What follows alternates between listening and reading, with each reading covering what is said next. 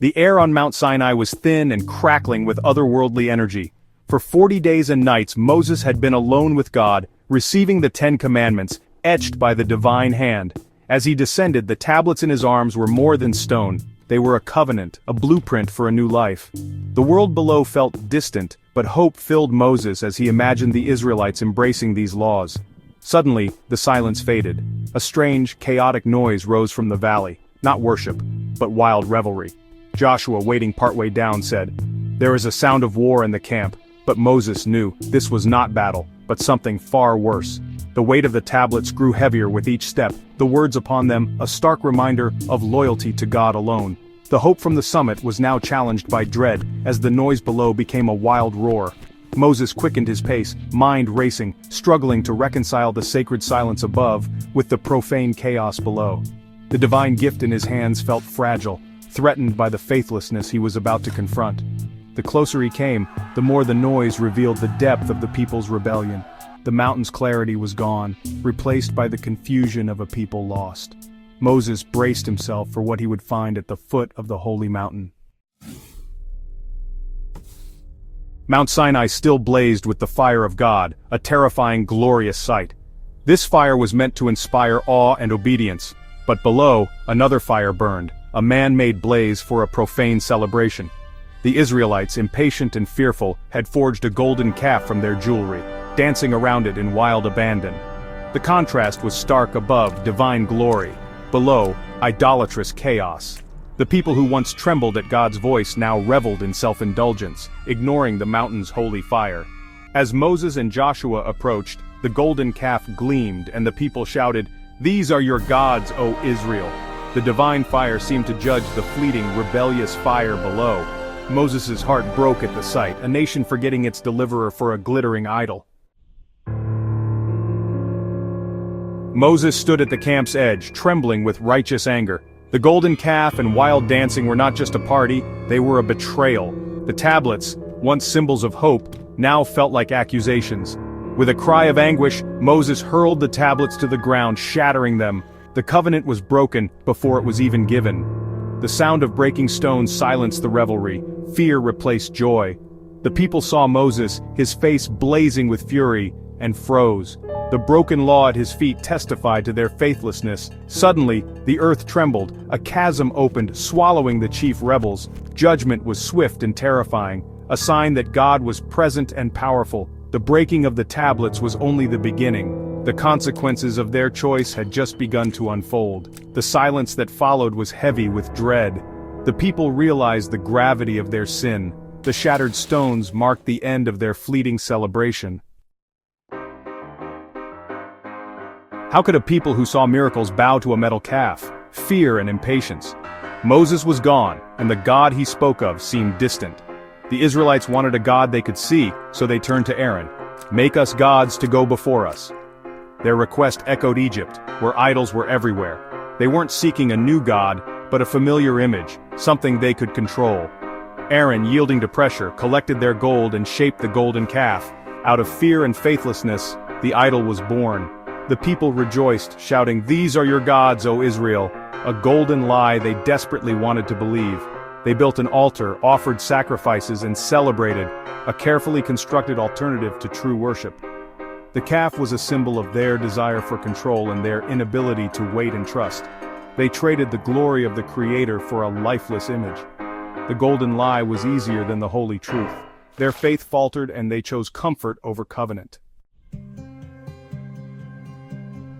With shattered tablets at his feet, Moses strode into the camp, fury undiminished.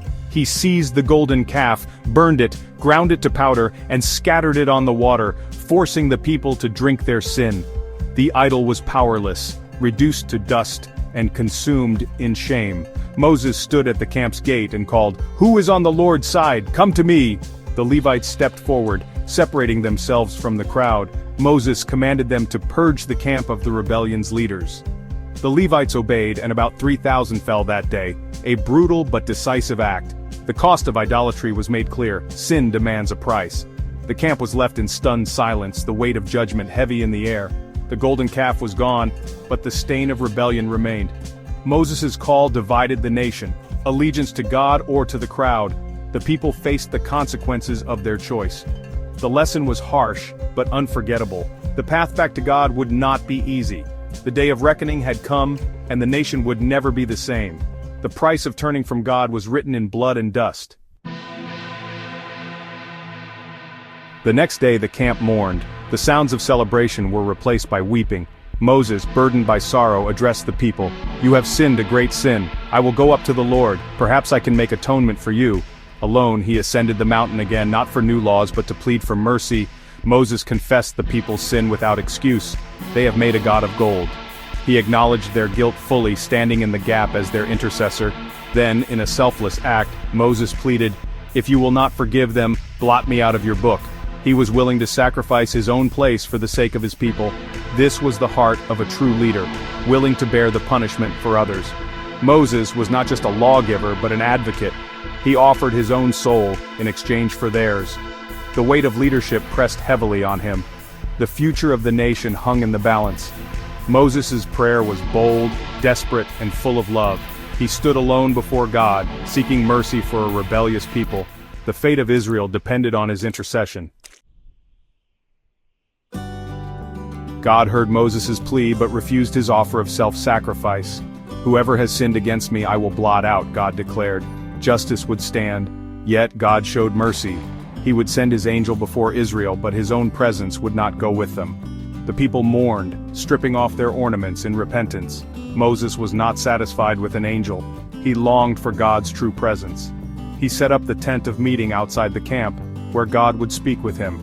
There Moses made a bold request. "Show me your ways that I may know you. Please show me your glory." God responded with grace and protection. "I will make my goodness pass before you, but you cannot see my face." God placed Moses in a cleft of the rock, covering him as his glory passed by. Moses saw only the afterglow of God's presence, a glimpse of divine majesty. It was an act of mercy, granting Moses intimacy without destruction. The people watched in awe as Moses communed with God. The relationship was scarred, but not severed. Hope flickered in the shadow of judgment.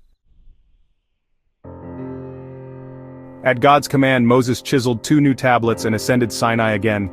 God descended in a cloud, proclaiming his name, the Lord merciful and gracious, slow to anger, abounding in steadfast love. This was the glory Moses longed to see, not raw power but divine character. God's mercy was vast, yet his justice remained. Moses bowed in worship, overwhelmed by grace. For 40 days and nights he remained with God, sustained by his presence. The law was restored, the covenant renewed. Moses' intercession had succeeded. Israel was forgiven, and Moses knew God more deeply. When he descended, his face shone with a radiant light, a visible sign of his encounter with God. The people were afraid to approach him, awed by the transformation. The man who shattered the first tablets now returned, changed by mercy. The renewed covenant was written not just on stone, but on the heart of their leader. God's presence had left its mark. The story of the golden calf is a mirror for every generation.